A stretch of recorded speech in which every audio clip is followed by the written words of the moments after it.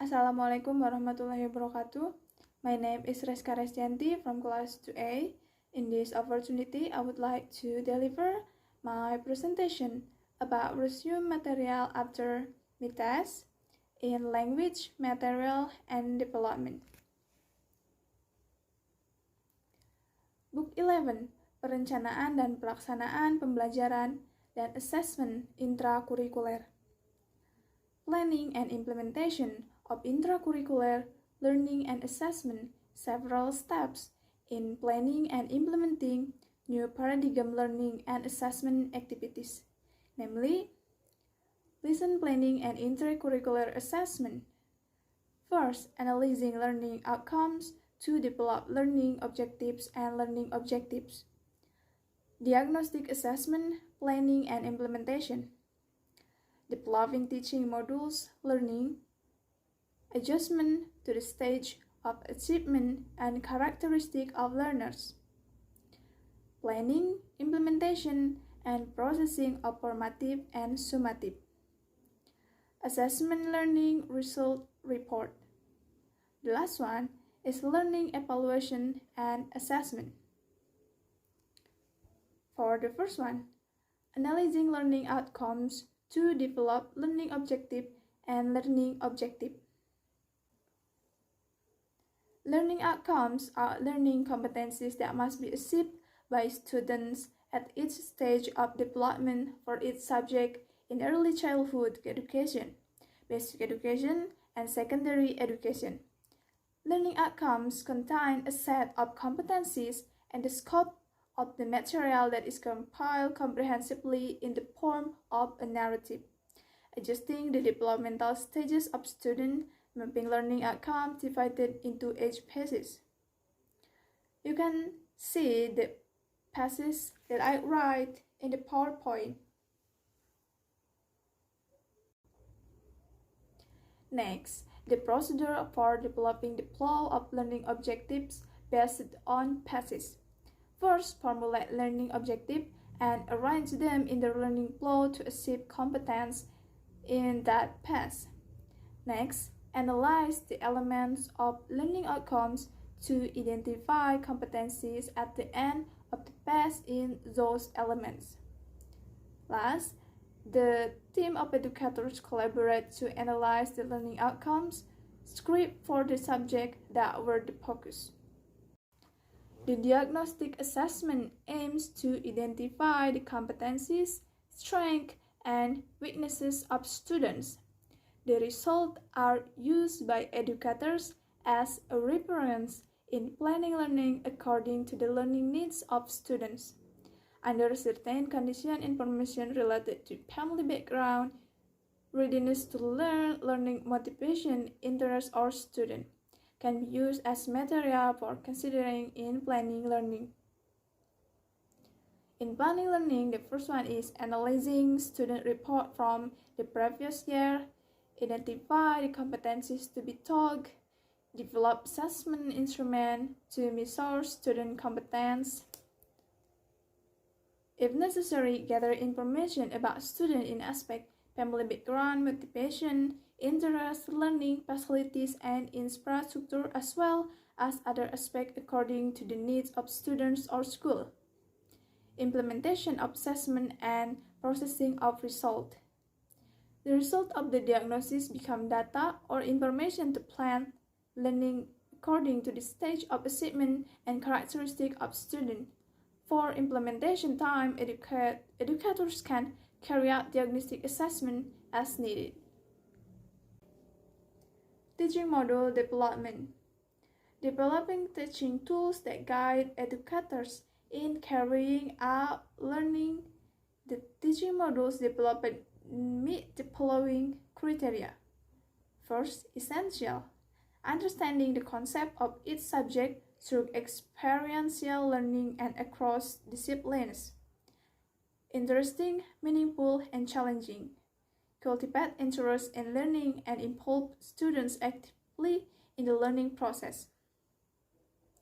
Relevant and contextual. Relate to real knowledge and experience and is appropriate to the context in which the learner is located. continuous linkage of the flow of learning activities in accordance with the learning pace of students, acknowledging the condition and needs of students, educators, and educational units. Carry out a diagnostic assessment of the condition and needs of students. Next, learning adjustment to the stages of achievement and characteristics of learners. In making adjustment to learning, the role of educators in general is as follows. Actively seek and listen to the opinions, questions, points of view, aspirations of the student. Next, open up opportunities to self-exploration and the world by providing open questions and assignment. Provide assistance and challenge for students in need. Provide feedback and opportunities for students to provide feedback to themselves and each other. Involve students to make decisions for what, why, how they learn. Learners act as collaborators in their learning community. Communicate expectations clearly to students.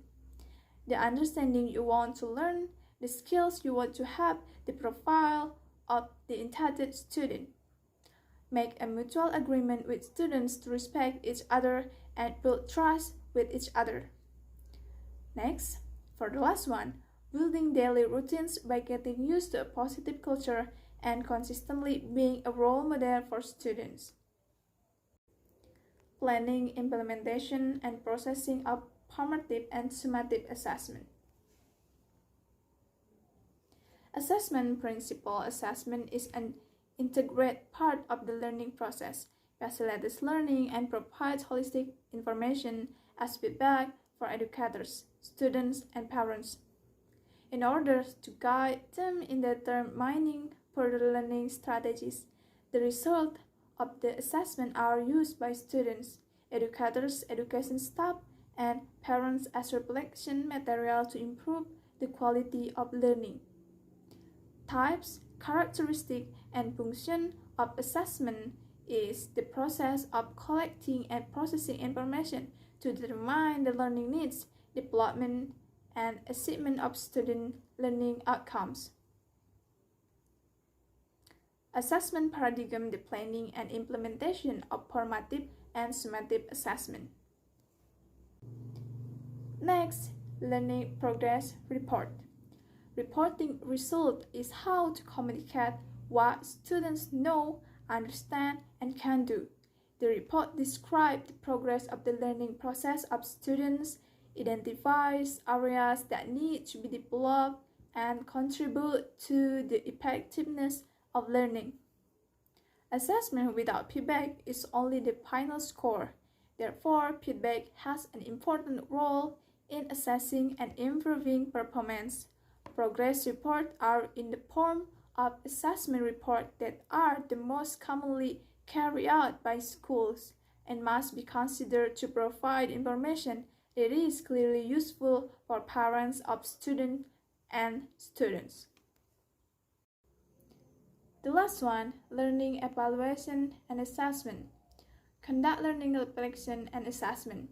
In this activity, educators need to reflect on the learning and assessment that have been carried out in each teaching module, looking at which part have been achieved and which have not.